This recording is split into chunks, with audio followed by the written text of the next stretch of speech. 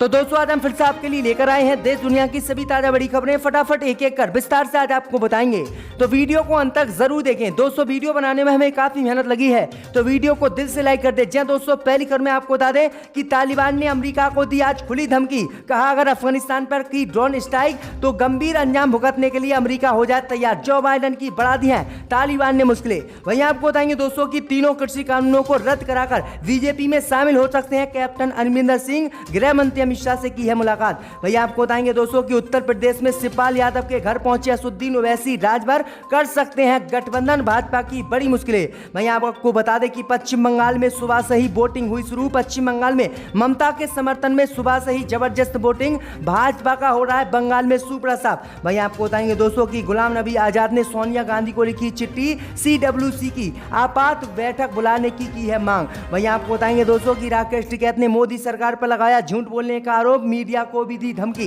तो सभी खबरों को आपको बताने वाले हैं। दोस्तों वीडियो को लाइक कर चैनल को सब्सक्राइब जरूर कर लें और हमें कमेंट में बताएं कि किस राज्य से आप हमारी खबरों को देख रहे हैं। इसी बीच में तो दोस्तों अगली खबर की ओर, तो तालिबान ने अमेरिका को दी धमकी। अगर ड्रोन स्ट्राइक अफगानिस्तान में की तो भुगतने होंगे आपको गंभीर अंजाम। जहां दोस्तों आपको बता दें ये बड़ी खबर सामने निकल कर आई दोस्तों की तालिबान ने आज अमेरिका को खुली धमकी दी है।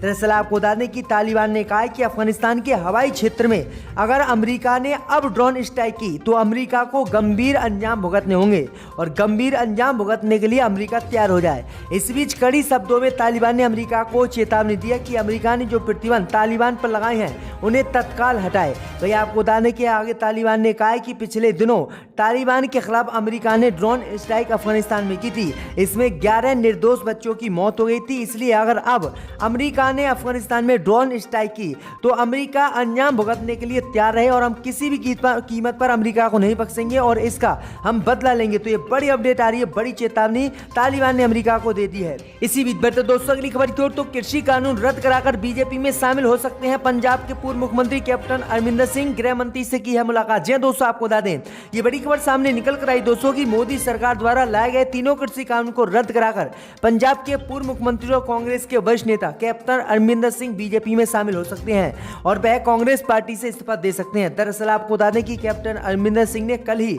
गृह मंत्री अमित शाह से मुलाकात की है, जिसके बाद ये कयास लगाए जा रहे हैं। वहीं आपको बता दें कि पंजाब में भी नवजोत सिंह सिद्धू ने कांग्रेस अध्यक्ष पद से इस्तीफा दे दिया है, जिसके बाद पंजाब कांग्रेस में बवाल कांग्रेस में पंजाब में मचा हुआ है। इसी बीच पर तो दोस्तों अगली खबर की ओर, तो शिवपाल यादव के घर पहुंचे असदुद्दीन ओवैसी। हो सकता है गठबंधन। जी दोस्तों आपको बता दें ये बड़ी खबर सामने निकल कर आई दोस्तों की उत्तर प्रदेश में विधानसभा चुनाव को लेकर सियासी हलचल बढ़ने लगी है। बुधवार को प्रगतिशील समाजवादी पार्टी के राष्ट्रीय अध्यक्ष शिवपाल सिंह यादव के घर असदुद्दीन ओवैसी, सुहेलदेव समाज पार्टी के अध्यक्ष ओम प्रकाश राजभर और आजाद समाज पार्टी के अध्यक्ष चंद्रशेखर रावल पहुंचे। इनके बीच लगभग 1 घंटे तक बातचीत चली। हालांकि अभी गठबंधन को लेकर तस्वीर साफ नहीं हुई है। उम्मीद जताई जा रही कि ये चारों पार्टियां ही आपस में गठबंधन करने वाली हैं। अगर इन चारों पार्टियों ने उत्तर प्रदेश में गठबंधन कर लिया तो भाजपा को बड़ा झटका उत्तर प्रदेश में लग सकता है। इसी बीच बैठे दोस्तों अगली खबर की ओर, तो पश्चिम बंगाल में ममता बनर्जी के समर्थन में जबरदस्त वोटिंग, भाजपा के छूटे पसीने। जी दोस्तों आपको बता दें ये बड़ी खबर सामने निकल कर आई दोस्तों की पश्चिम बंगाल की तीनों विधानसभा सीटों पर सुबह से ही वोटिंग चालू है। वहीं आपको बता दें कि खबर सामने निकल कर आई दोस्तों की पश्चिम बंगाल में भवानीपुर विधानसभा सीट से ममता बनर्जी चुनाव लड़ रही है और भवानीपुर विधानसभा सीट पर जबरदस्त वोटिंग ममता बनर्जी के समर्थन में हो रही है और भाजपा का सुपड़ा साफ हो रहा है। भवानीपुर सीट समेत 3 अन्य सीटों पर भी जबरदस्त वोटिंग ममता के समर्थन में हो रही है और बीजेपी मुर्दाबाद के नारे भी लग रहे हैं। वहीं आपको बता दें कि सुबह 7 बजे से ही लोग लंबी संख्या में वोट डालने बंगाल में आ रहे हैं। तो ये बड़ी अपडेट आई दोस्तों कि पश्चिम बंगाल में भाजपा का इस बार सुपड़ा साफ होने वाला है। लगभग 50,000 वोट भी भाजपा को तीनों विधानसभा सीटों पर नहीं मिलने हैं। तो ये बड़ी अपडेट आई दोस्तों। इसी बीच बैठो दोस्तों अगली खबर की ओर, तो कांग्रेस नेता गुलाम नबी आजाद ने सोनिया गांधी को लिखी चिट्ठी, CWC की आपात बैठक बुलाने की मांग। जी दोस्तों आपको बता दें कि कांग्रेस पार्टी के वरिष्ठ नेता गुलाम नबी आजाद ने पार्टी की अंतरिम अध्यक्ष सोनिया गांधी को चिट्ठी लिखी है। सूत्रों की माने तो उन्होंने पत्र में सोनिया गांधी को कांग्रेस कार्य समिति की बैठक बुलाने की अपील की है।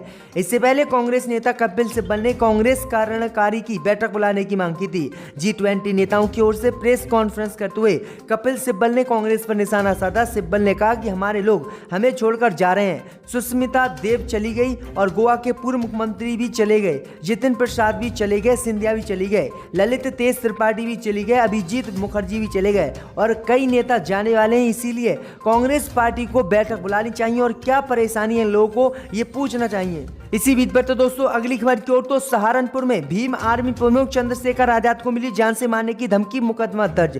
जी दोस्तों, आपको बता दें कि उत्तर प्रदेश के सहारनपुर में आजाद समाज पार्टी के अध्यक्ष एवं भीम आर्मी प्रमुख चंद्रशेखर आजाद को जान से मारने की धमकी दी गई है। वहीं धमकी के बाद से आजाद समाज पार्टी के कार्यकर्ताओं में हड़कंप मच गया है। वहीं पुलिस ने पार्टी के विधायक सलाहकार की तहरीर पर मामले में मुकदमा दर्ज किया है। पुलिस मामले की छानबीन में जुट गई है। दरअसल आपको बता दें कि यह धमकी इसलिए दी गई क्योंकि असदुद्दीन ओवैसी के साथ चंद्रशेखर आजाद रावण इन दोनों घूम रहे हैं और उनके साथ उनका गठबंधन भी होने वाला है। इसीलिए इनके गठबंधन को तोड़ने के लिए जान से मारने की धमकी अन्य भक्तों ने दी है। इसी बीच पर तो दोस्तों अगली खबर की ओर तो राहुल गांधी ने प्रधानमंत्री मोदी पर शाह निशाना, कहा सावरकर को पढ़ने वाले क्या जाने भारत का असली मतलब। जी दोस्तों, आपको बता दें कि केरल दौरे पर पहुंचे कांग्रेस नेता राहुल गांधी ने मल्लमपुरम में डायलिसिस सेंटर के उद्घाटन कार्यक्रम में हिस्सा लेते हुए प्रधानमंत्री नरेंद्र मोदी पर निशाना साधा। राहुल गांधी ने कार्यक्रम में मौजूद लोगों को संबोधित करते हुए कहा कि अगर आप सावरकर जैसे लोग को पढ़ेंगे तो वे कहेंगे कि भारत एक भूगोल है। वे कलम लेते हैं, नक्शा खींचते हैं और कहते हैं कि ये भारत है, इस रेखा के बाहर ये भारत नहीं है। सवाल उठता है कि क्या भारत सिर्फ एक नक्शा है? बिल्कुल नहीं, क्योंकि अगर इस क्षेत्र में लोग नहीं होते तो आप नहीं कहते कि ये भारत है। राहुल गांधी ने कहा है कि हमारे लिए भारत का मतलब यहाँ रहने वाले लोग, जहाँ हिंदू मुस्लिम सिख के बीच संबंध, तमिल हिंदी उर्दू बंगाली के बीच संबंध है।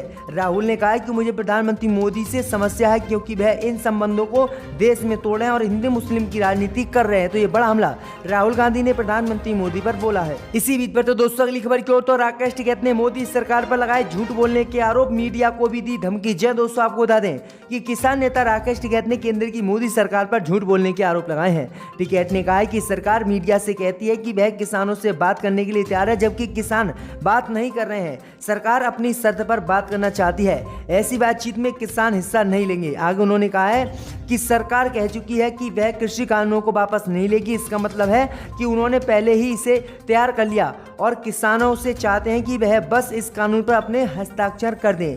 वहीं आपको बता दें कि आगे राकेश टिकैत ने मीडिया को लेकर अपने बयान पर सफाई दी है। टिकैत ने कहा है कि मैंने कल कुछ कहा था, उसका गलत मतलब देश में निकाला जा रहा है। दरअसल आपको बता दें कि मैंने कहा था कि हमारा अगला टारगेट मीडिया है, हमें मीडिया के खिलाफ कभी भी कुछ नहीं कहा। दरअसल आपको बता दें कि टिकैत लगातार किसान आंदोलन का नेतृत्व कर रहे हैं और भाजपा की मुश्किलें बढ़ा रहे हैं।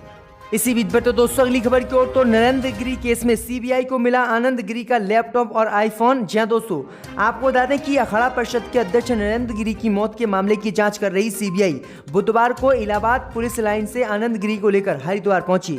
उनकी निशानदेही पर आश्रम में छापेमारी की गई है। वहां से आनंद गिरी का लैपटॉप, आईफोन आदि सामान भी बरामद कर लिया गया है। इस दौरान पता चला है कि सीबीआई के पहुंचने से पहले ही आनंद गिरी के आश्रम से किसी ने डीवीआर गायब कर दिया। ये सुनते ही सीबीआई के अफसर भड़क उठे। अब सीबीआई आश्रम में चोरी करने के आरोप में पकड़े गए संदिग्ध व्यक्ति से पूछताछ करेगी। देर रात सीबीआई छानबीन में जुटी रही है। दरअसल आपको बता दें कि नरेंद्र गिरी की मौत के बाद यूपी पुलिस आनंद गिरी को बीते 20 सितंबर की रात हरिद्वार से पकड़ कर ले आई थी और अपने पास में ही जब से रखे हुए है। इसी बीच पर तो दोस्तों अगली खबर की ओर तो पंजाब के बाद अब छत्तीसगढ़ में सीएम बदलेगी कांग्रेस पार्टी। जी दोस्तों, आपको बता दें कि पंजाब में कुछ दिनों पहले ही कैप्टन अमरिंदर सिंह ने सीएम पद से इस्तीफा दिया था और कांग्रेस पार्टी ने पंजाब में सीएम बदल दिया था, जिसके बाद अब छत्तीसगढ़ में भी सीएम बदलने की कांग्रेस पार्टी ने तैयारी कर दी है। दरअसल आपको बता दें कि छत्तीसगढ़ में मुख्यमंत्री भूपेश बघेल और स्वास्थ्य मंत्री टीएस सिंहदेव के बीच घमासान तेज हो गया है। इस बीच मंगलवार को कांग्रेस के 7 से 8 विधायक दिल्ली पहुंचे। खबर है कि विधायक हाईकमान से मिलकर सीएम बदलने की मांग रखेंगे, लेकिन कांग्रेस विधायक बृहस्पतिवार सिंह ने भी इनकार कर दिया। तो ये बड़ी अपडेट आई दोस्तों कि पश्चिम बंगाल सहित अब कांग्रेस पार्टी में बड़ा बवाल मचा हुआ है। इसी बीच पर तो दोस्तों अगली खबर की ओर तो महाराष्ट्र की बात, अब गोवा में विधानसभा चुनाव लड़ेगी शिवसेना। 22 सीटों पर चुनाव लड़ने का किया ऐलान। जी दोस्तों, आपको बता दें कि देश के 5 राज्यों में विधानसभा चुनाव है। गोवा में भी 2022 में विधानसभा के चुनाव होने हैं। वहीं आपको बता दें कि इस समय भाजपा गोवा में सरकार चला रही है। इस बीच खबर सामने निकल कर आई दोस्तों कि महाराष्ट्र के बाद अब शिवसेना ने अन्य राज्यों में भी चुनाव लड़ने का ऐलान किया है। दरअसल आपको बता दें कि शिवसेना ने बुधवार को गोवा में भी विधानसभा चुनाव लड़ने का ऐलान किया है। शिवसेना सांसद संजय रावत ने कहा है कि आगामी गोवा विधानसभा चुनाव में शिवसेना 22 सीटों पर अपने उम्मीदवार उतारेगी और किसी भी पार्टी के साथ गठबंधन नहीं करेगी। बता दें आपको कि शिवसेना से पहले ममता बनर्जी और कांग्रेस केजरीवाल ने भी गोवा में विधानसभा चुनाव लड़ने का ऐलान कर दिया और कहा कि हम भी यहां पर अपने उम्मीदवार उतारेंगे। तो ये बड़ी अपडेट आ रही दोस्तों कि गोवा में सभी पार्टियों ने चुनाव लड़ने का ऐलान कर दिया है कि एक एमपी ने यहां पर आकर